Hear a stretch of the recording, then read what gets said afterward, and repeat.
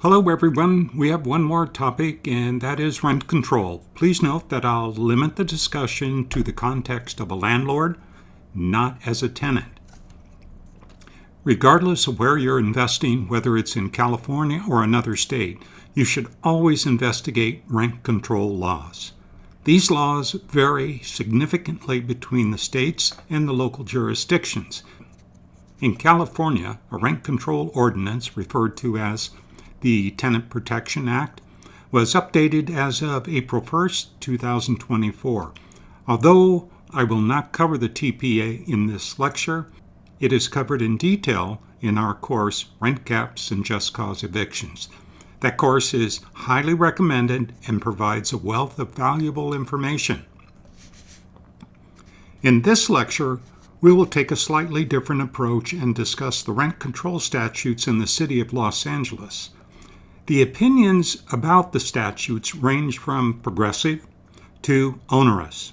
The name of the statute is Rent Stabilization Act. It went into effect in 1979 and it can be very onerous for landlords. The limitation on rent increases is not the primary concern, but rather its impact on evictions or removing tenants, which polarizes opinions. Increases in rents are limited to between 3 and 8% per year, depending upon the CPI index. I understand that part, but it's essential to remember that if you have a rental property, for whatever reason, you elect not to increase the rent for 1 year, and then in the following year you decide you want to raise the rent by more than 8% to catch up from not raising the rent in the previous year, well, you can't. Again, your increase in rents is limited to somewhere between 3 and 8%, and the CPI index determines it. Raising the security deposit is possible. The landlord is allowed to increase the security deposit by the same amount as the rent increase. Next, there are other categories in which the landlord is allowed to raise the rent. For instance, if the landlord provides gas and electricity to the tenants, the landlord is entitled to an additional 1% increase. Then there are some special categories.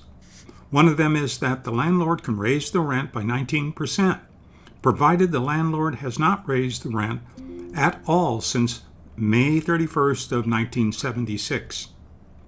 Something tells me that doesn't apply much. Additionally, the code states that the landlord can charge an additional 10% for each tenant exceeding the number of tenants specified in the original rental agreement. Okay, that's enough on increasing the rents. Let's talk a little bit now about evictions.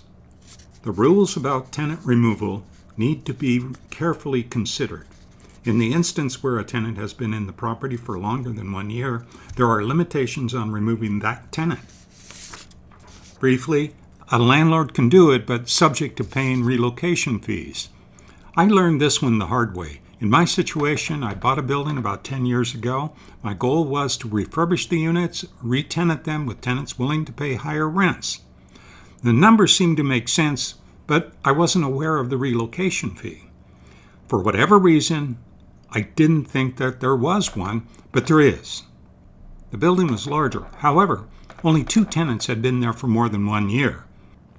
To rehab those units, I would need to relocate the tenants and pay a relocation fee. The rent was approximately $1,500 a month, which wasn't bad for the area. The relocation fee, as specified in the code, amounted to approximately $14,000 for each tenant. Needless to say, I wasn't having a good day. I was shocked because $14,000 is the equivalent of 1 year's rent. The tenants could have easily found another place to rent at that time. Understand, housing was not as big a deal as it is today.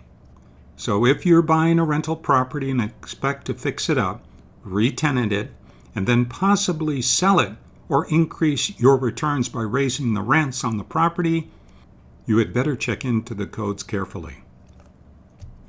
Again, what I was trying to convey here is the importance of understanding the rent control ordinances in the area where you're investing.